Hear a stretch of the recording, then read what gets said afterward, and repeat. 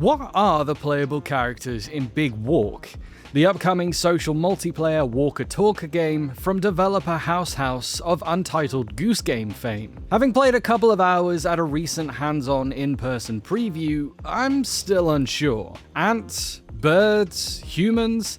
They've got distorted heads with bulbous protrusions that get larger when speaking, spindly limbs, and what I can only describe as a snowman-style body of multiple orbs. It's unclear, and House isn't interested in clarifying. That's for you to decide, says House developer Nico Disseldorp when I ask. We've kind of left a lot of built-in ambiguity. Lots of the items, the characters, lots of the spaces in the world. They're deliberately a bit difficult to describe. And that's part of the game, is for you to figure out what language you want to use with your friends. This isn't a game where you can just not describe them, continues Disseldorp. There's so much teamwork that you'll need to kind of build that shared language. But through doing that, you take ownership and build a shared understanding of the game together. You make your own little vernacular that you kind of refer to things by, and you have your own little story, adds House developer Stuart Gillespie Cook. Plus, we wanted to really frustrate anyone who was making a wiki of the game. Gonna make that job as hard as possible. The blank at the blank is the blank, says Disseldorp, laughing. That's the ideal wiki entry for Big Walk.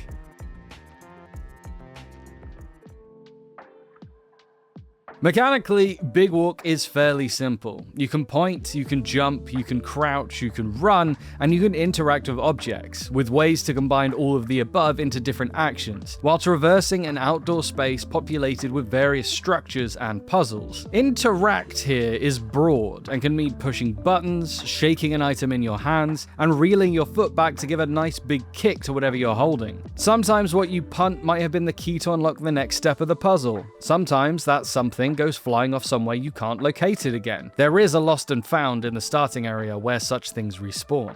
I do think our impulse the second we get a character in a game is just to make them as expressive as possible, says Gillespie Cook. Where so much of the focus of this game is looking at each other and interacting with each other, you kinda do want your little puppet guy to be as expressive as possible. A pretty big philosophy of ours is like, there's no dance emote button or whatever, continues Gillespie Cook. All the dancing you can do comes from your own movements. There's weird little combinations of things you can do to make your character move around in the way you want. We let you layer your actions rather than having a bunch of discrete moves, adds Disseldorp. It's kind of like, okay, you can do everything in the game with your hands above your head. What makes sense for that? What does that mean if you're holding something? What does that mean if you're not holding something? So, for example, you can hold an object in Big Walk, but there's no inventory screen so that everyone can see what you have. This also means you're pretty much relegated to holding a single thing at a time. But is that the most important part of holding anything?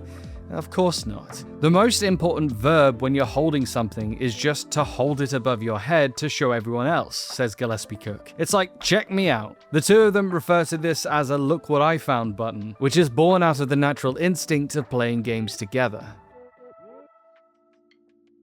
While Big Walk and its emphasis on social interaction might, at first blush, seem to be pretty far afield from House's previous title, the spirit of the goose is alive and well here. For example, there's a heavy emphasis on shenaniganery. There are challenges to be solved, but also you can just not do that. There's nothing stopping you from running around and playing tag or hiding key items, sometimes literally, around the world. There's no traditional online matchmaking, however, so if you're out there griefing others, it'll be people you know. But then again, one person's grief is another person's pleasure, right? Not that my time with Big Walk, between 45 minutes to an hour and change from start to finish, was anything to do with grief. Though I'd only known one of the other three playing with me at the beginning, we quickly gelled and were soon crawling across the landscape, solving puzzles and shouting key, key, key! I can only imagine the chaos of having up to 12 players doing similar, though many hands might make light work, and tackling multiple challenges simultaneously could make solutions simpler. If I were a betting man, however, I'd wager that another 8 players in our game would have simply meant a louder key chorus. Really, the only fundamental change to Big Walk, depending on the number of players,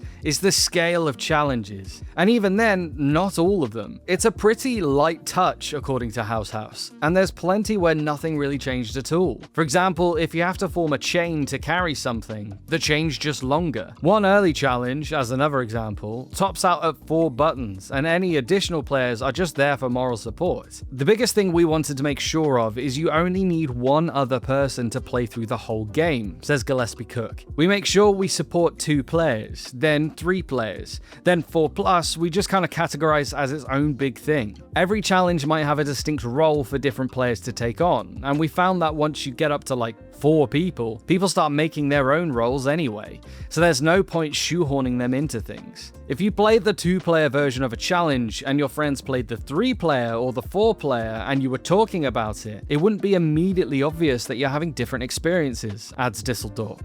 With Gillespie Cook continuing, a lot of the fun of designing those challenges to capture that same feeling, no matter how many people you play it with, you've had the same feeling of coordination that you've had and as other groups.